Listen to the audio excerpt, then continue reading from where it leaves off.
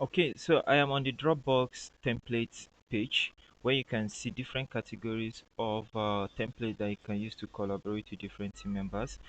So different categories involved and that outline their creatives, education, human resource, IT, marketing, product, sales. So depending on which one you fall into, you can create a working environment depending on this. So let's just use one under the marketing or let's say product. As you're about to release a new product or you want to do a research on a product or in your organization, I believe that there's something that has to do with products. Or let's probably make use of one of the most popular one, marketing. So maybe there's a department in your organization that handle marketing, something like the social media plan, the launch plan, or the content calendar, brand guidelines, or something else. So let's take, for instance, the launch plan. Who is going to be involved in the launch plan? Something like the tasks involved in launching a product, the deadlines, what are the milestones, what are the to-do lists, how to manage it, approvals. There's a lot of things involved. Just like how we launch product in the real life, that's how you take it to the virtual world. But this is a template that outlines the whole process. I believe everyone has his own process, but this is a template. You can tweak the template to suit you. This is the calendar. Mm, just quickly like to highlight it. So this is a calendar. This is the milestone. When a certain task is supposed to be completed, when you are supposed to do it, and when you are finishing. And let me move to the overview. We have the overview description of the project, the goals. What is the aim of this project? Success metric strategy, messaging, and positioning.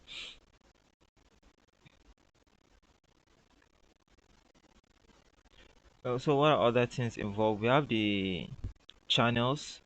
So the project, the owner. This is just the template. The budget involved, then the launch day checklist. So if this is not applicable to you, you can tweak the template to suit you. So let's look at this. I open something here. Aha, I have opened it. So are you just going to be working on this only you? There are a lot of people that are going to be involved. The human resource can be involved, the designer can be involved, the project manager can be involved. How do you now bring all of them into this? So there are different ways you can bring it. You can tag all your team members.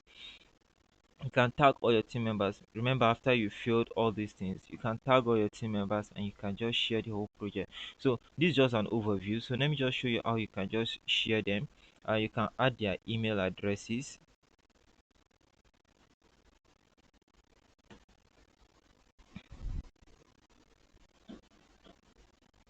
And if you people are much that will be working on that, you can just import all the contacts here. You can add a general message. You can give them the permission that they can use. And okay, these are other settings: link for editing, link for reviewing. These are things that you should just be aware that it exists. Oh, sorry, I clicked. I didn't add them properly. Abdul@gmail.com. Let's say it's just Abdul@gmail.com that will be working on this. You can share it with him. So there's a way for you to tag each person that will be working on this project. So let's say, for instance, this section of channels that has to do with this place. But before you can do something like this, you need to have a full complete list of people that will be working on your project. So that's just a quick overview of that. I'll quickly like to move to the next one. We can go in depth on this, but for now let us just stop here. So the next one is project and time management. These are robust platform that you use to manage robust project, although you can use it to manage small projects, but these are a little bit bigger. So the first one we're looking at is Asana. I'll be closing these tabs.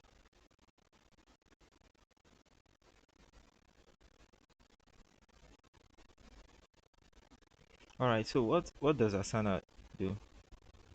Asana is a web and mobile application designed to help teams organize, track, and manage their work. So this is it: manage your team's work, project, and tasks online. So let's just quickly check it. So I'll just be showing you some things. We will not be going in depth into it, just an overview.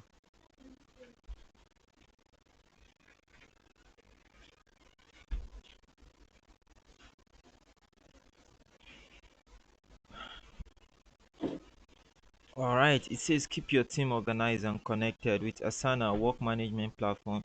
Your team can stay focused on their goals, projects, and tasks. So I'm not going to be like diving deep into it.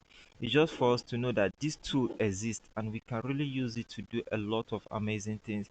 So you click on your sign in. I love using the quick sign in button. Just use your Google account to sign in immediately.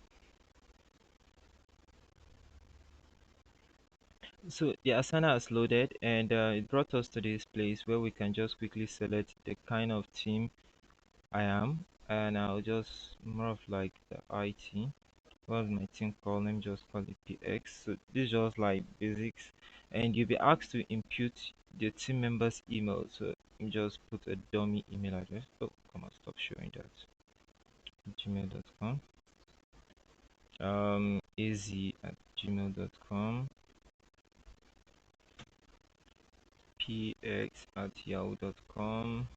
So you don't need to fix to input all of them. You can just put two or three, then you can continue.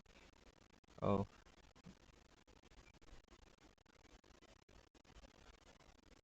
okay. So after creating your team members, you can now add the project you want to work on. So I'll just show you through different templates or different categories. We have IT project plan, project requests, stand-up meetings, software implementation. These are templates based on IT. We have different categories. We have project plan for marketing, and you can see it, agency collaboration, campaign management, creative calendar, events planning. So if you want to work with other team members in terms of organizing an event, maybe event coming up next month, you can just use that to schedule everything with every other people you want to work with. If you're under product management, you can use this. um a lot of them depending on the category you want to work on. So design, operations, sales. Let's say you're under sales and you really have to work with other team members. Meeting agenda, customer feedback, company goals and milestones, sales planning. So let's work with this sales planning. Okay, this is okay. So let's quickly see the overview. You see, you can see the number of people you are working with. Right, available features, list, board, calendar, timeline, and custom field. I'll quickly show you how to see that. So this is how you can schedule everything. You can assign tasks to everyone. So let us just quickly click on this use template and see what we can do with it. So I'll go with it says planning. When it asks you for privacy, do you want it to be public?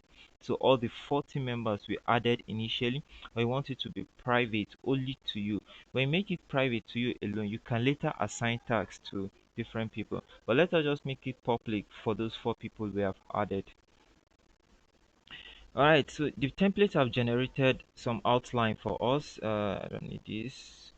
Templates have generated different things for me as now. It's just for me to edit it to suit my taste. So let's call this. This one is the instruction. This is the metrics tool. This is a different thing. If you don't like the heading, you can change it. You can say start here. Metrics and tools, team building, content management. Remember, it's sales planning. Maybe you have to build more team for you to achieve your sales targets, sales building. So that for that's different way of assigning the for you to break down the task. Then you can assign the tasks. Now remember, we have different team members. Let's say you want to assign it to AZ. So you can say AZ, you can do this. You give him due dates. Today is 4th. You can tell him he has to finish it before Friday. You can add more description. If you are finding, if you have any challenge in that, if you have any challenge, if you have anything, blah blah blah, you can just fill it there. And so there are a lot of things you can do at that point. You can still assign different projects. The project you want, if you don't want that to be assigned to the person, you can remove it and add it. Sales planning, you just go through it. So this is just for you to know that this tool exists and you can do a lot of things. So let's quickly go to home. And this inbox feature is really important. So when anyone that make comment to this project or that add anything up, you get to see everything in the inbox section. portfolios, my tags. Okay. All right, I won't go in depth into that. So let me move to the next one. So it's called Asana. You can use it to do a lot of things, especially go through to the template. If you want to add another project, you can click here, project. You can click project and make sure I'm someone that love to use already made something, so I just try to play around it and see how I can suit it to my own. If you need something under marketing, you can go through it and see how the marketing layout need looks like. If you are new to it, you might have to like try and play around the template, but if you have been using it, then you can build more on it, or you can create your own template or something from scratch. So let's move to the next one quickly. Trello is also like Asana, but that one makes use of more of like board views. It's the beauty is that it just use like something like your whiteboard where you brainstorm. So it's more of like using views, papers, arrange papers all around. So I won't be going into it. It's just for us to see how it works. Trello boards, lists, and cards enable you to organize and prioritize your project in a fun, flexible, and rewarding way. So it's just like having clip papers on your wall, clipping of papers on your wall. Like if you finish this, do this, or someone should do this. Once you finish it, take it to finish. It's just like arranging things in a paper view, because every team members or every organization have their own culture. I'll have their own way of doing their own work. So which one works best for you? You get to work with it. However, Asana has that feature, right? So let me quickly see if I can get that feature. It should be somewhere. So it should be somewhere. I can't really find it now, but Asana has that board feature too. So this is how it look like doing done. So you just have things arranged in paper, in boards, information at glance. This is how it looks like. This is the overview. Built-in workflow automation with buffer. See how it works. Okay, so let's, okay, I hope you're seeing how it works. Yeah, get to see different view. All right, so you can drag and drop everything, drag and drop. Yeah, so you can connect other platform to Trello so that you can achieve whatever you people want to achieve. All right, so let's move to the next one. Now, the next one right now is a real-time communication, real-time application, or real-time communication tools. So what are these real-time? I mentioned earlier that these are platforms that are used to communicate with someone and you get response immediately. So more of like it's like a video chat, or if you want to hold a conference or a workshop, so instead of recording it, you can have a session, see those people in attendance, communicate with them, interact with them. So a very good example is this Zoom application that we're using to record this session right now. Zoom application, we can use Zoom, and we have other alternative, Google Hangouts, Meet, and Skype. So let me quickly show you an overview of what the Zoom looks like. So this is Zoom. Zoom, what does Zoom say? So zoom.us. Zoom, video conferencing, web conferencing, webinar, just like how we're having this webinar over Zoom, where I get to interact with my participants. I get to answer their question live.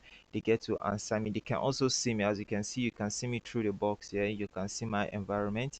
And let me quickly show you another one, Google Hangouts. Google Hangout. As far as you have your Gmail account, you already have your Google Hangout, just like as you can see here. Where's my Google Hangouts? All right, okay, this is it here.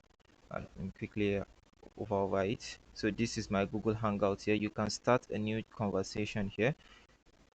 All right, I'm done with that. All right, you can start a new conversation here. Let's say you want to chat with Abdul Hafiz. No, ab@gmail.com. Complete the email address. Bullshit.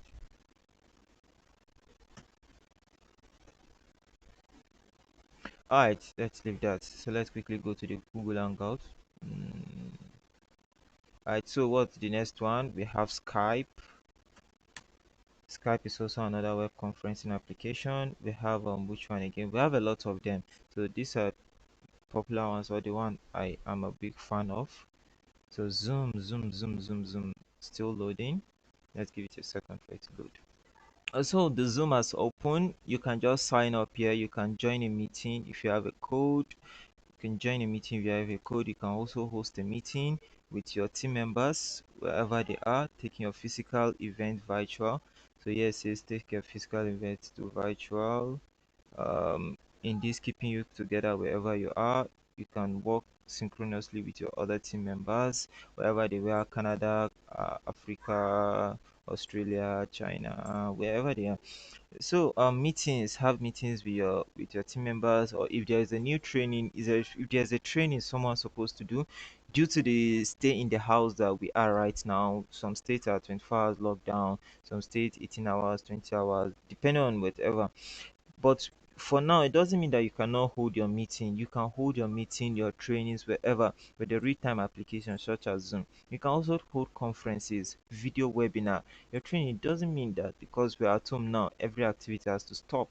You can continue to work from home with these tools out there, so you can get to read their futures there. So this is an example. You see 1, 2, 3, 40 members fiscal in another location. Okay, so there are a lot of companies that are embracing this. You get to see them. So let's move to the second one, Google Hangouts. So automatically, if you have a Gmail account, you automatically have this already. So you can import all your contacts, your phone calls, invitation, blah blah blah. So you can start a new video call, you can start a phone call, you can start a chat just for you to. So let's say you can click on that, pops up. You have to have the email address or the phone number of the person you're trying to call. Yeah, dismiss. I'm already using the camera, so it won't come up. So let me just cut it. So you can click on this, and the last one I want to show you is the Skype, which is now it's acquired by Microsoft now. It's acquired by Microsoft. Yeah, I don't know if they own it or they acquired it. So this is the beauty. Real-time communication. You communicate with instructor, we communicate with your team lead. If you're having any challenge, you can have a real-time communication with them, share problems, whatever. So this is the beauty of working from home. You are not limited. You still have that interaction, that feeling. You share your expression, whatever, HD calling. So I think that's for that, for the real-time application. And so let's move on to the next part. We are all working online right now, and that means we are almost vulnerable. The internet, told you earlier, the internet is a great place to be, but there are still some pretty bad things that happen there, but you have to stay safe. So I'll just give you some few tips on how to stay safe. Password hygiene. You have to make sure that you are using the best password practices, such as using strong password. And what is strong password is a combination of alphabet, numeric, special characters, and whatever. Just some junks. Just add up some nonsense that doesn't make sense. Yeah, that doesn't make sense. That can't be seen in the dictionary because we have dictionary attack. Make sure that you don't write your password on papers, or you don't reuse your password in case one of the password is being breached or someone gets access to one of the password. They shouldn't get password to other accounts. So make sure you practice password hygiene. There are a lot of different tips on how to protect your password, so you can read more on that. Public Wi-Fi and public PC, please.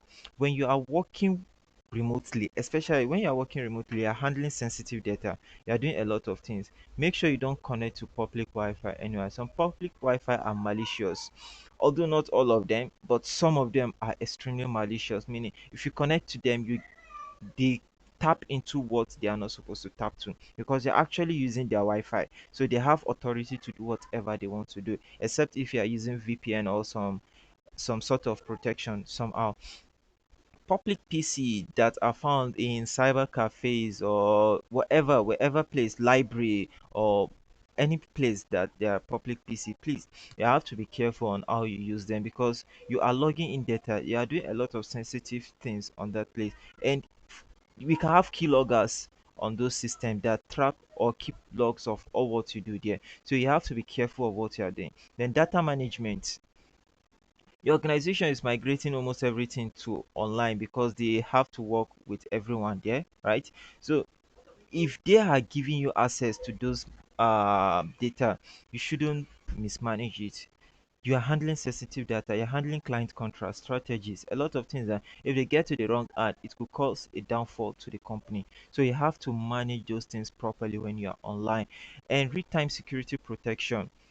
Well, it doesn't mean because your system is with you, it can be what do I want to say? Okay, so not because your system is with you, you think you're 100% safe. As far as you are connected online, right? You are a little bit vulnerable to some certain extent. You are somehow vulnerable, so make sure you have real-time security protection such as antivirus, malware protection, whatever, Windows Defender, any sort of security, trusted security, and make sure you download them from a trusted platform.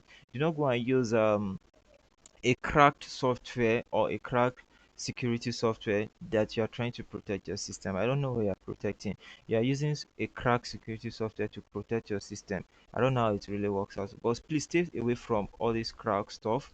They are having illegal access to your system. You might not know, but that's what it is. The level of access. So for team members or company owners, for organizations, you need to know the access you give to each team member. Not everyone is supposed to have admin privilege. Not everyone is supposed to have access to some certain document. Not everyone is supposed to know the whole process. You can have the whole system online, but make sure that you are assigning the right access. Just like how, let's take for instance, in a bank, not everyone have access to the code room. Is it code room? Where do they keep money? Okay, so let's eh, the vault. Not everyone really have access to the vault, right? So just like in the physical environment, not everyone have access to some certain location. Likewise online, not everyone is supposed to have access to some certain document or to some certain facility on the online environment. So we should all try and practice these tips: password hygiene, not using public Wi-Fi and public PC all the time, data management, real-time security protection, and level of access. So I'll urge each and every one of us to embrace it now, even though this whole stay indoor pass, we can still continue to use this. It's not really hard. Try and start using the simplest one to the advanced one. There are a lot of, I told you earlier that try and look for the one that suits you and suit your organization and suit that work best for your team members. Don't go and find something that is too elaborate for you, is too bulky for you. Try and find the one that will make you very, very productive immediately. Right? All right. So thank you for listening. I think this time for question, and if you have any further question, if you need more clarification, you can ask me now.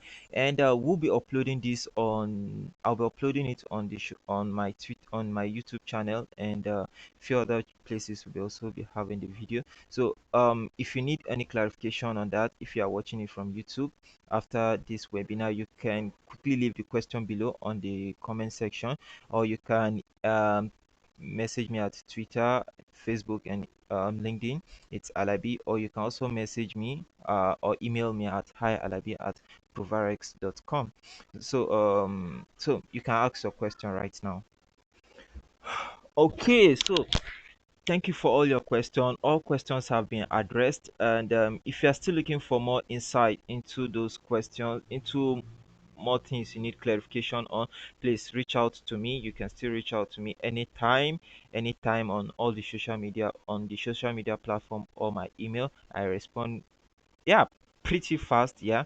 So I told you I have bonus at the end of this, and this is working with your department, with your account department. And I quickly want to introduce few tools for you. I have talked about Google Sheets, right? How you can use Google Sheets to handle some account section. So there are some tools that you can also use. And for instance, let's talk about collecting money. Does that mean because you are not at your physical location? Let's say some people come to your location and do some subscription or do one or two things that need them to pay physically, or that need them to come and pay with cash. Does that mean because you are now working from home, or because you have migrated a lot of things to out, that you not be able to receive payment again, or you not be able to work with your account department, or your account manager cannot be able to work with you, cannot be able to track your account, or people cannot pay again? No, there are tools now, there are platforms now that can allow you to receive payments, work with your account department. You can be able to see your transaction easily. I'll quickly show you all this platform. Let's quickly go through them. We have Flutterwave, we have Paystack, and we have Payant. We have Payant. So these are online processor platform that processes your payment for you to receive payment. And it's beyond that, you they have advanced dashboard right now that you can use to do different things. You can manage your,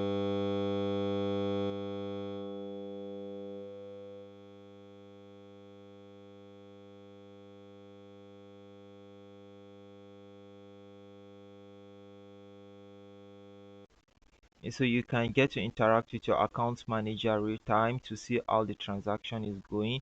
And yeah, so you can check it out. This is Paystack. All right, Paystack, it's another great one, and this is Payant. The dashboard allows you to monitor a lot of things. So, and you can see the link. I'll be uploading it later on YouTube, so you can see the link to all these platforms, so you can check them out later on.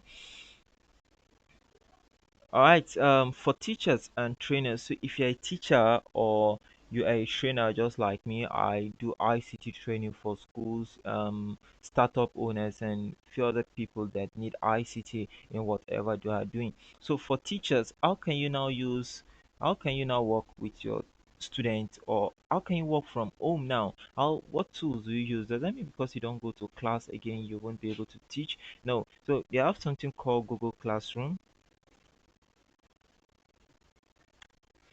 Google Classroom is a web service developed by Google. This aims to simplify creating, distributing, and grading assessment in a paperless way. Is to is So the primary purpose of Google Classroom is to streamline the process of sharing files between teachers and students, right? So it's classroom.google.com. Okay, so this is Google Classroom where you can communicate with your students, assessment, everything in one place. So you can check it out and explore more on it. You can also use YouTube. YouTube is also a good place. You can record your video. YouTube. You can use control to screen sharing, screencast, screencast. Right. So you can also use you can record your video using some screencast application. You record your screen, you upload it on YouTube, then share it with your students. Then the Google Classroom is a robust place where it grabs all the features. It's a robust place. It grabs all the functionality, the test, the quiz, the assessment, the lecture, the video. It grabs everything in one place. So you don't need to be doing things in different places trying to push it to your student. But with Google Classroom, you have everything. But if you still want to go by doing things individually, you can record whatever you're recording on screen and upload it to YouTube. You can use Google Form to create some quiz, assessment, whatever you want to do, and send them the link and they fill. But Google Classroom is the best place for you to have everything in one place. Okay, so I think that's all. So if you still have more questions, for those that will be seeing watching this later on YouTube, if you have more questions, you can simply reach out to me on Instagram. You can even leave a comment there. You can reach out to me on Twitter, Facebook, and LinkedIn, or my email also. So the final slide is that I can also assist for those that look forward migrating some of their activity online. So I can help you move your activity to a remote place whereby you have everything most of the thing online. So you have your team members working remotely, or some of them to start working remotely. And I'll be having I have a lot of free remote working trainings on my YouTube channel. So do remember to subscribe, like, and share with your friends. And if you need one-on-one in-depth training for continuous usage in the business activity, I'm always there for you. And my emails to remain hi@providers.com, my YouTube channel Alabia Abdul Hafiz. You can also call and reach me via WhatsApp via my number.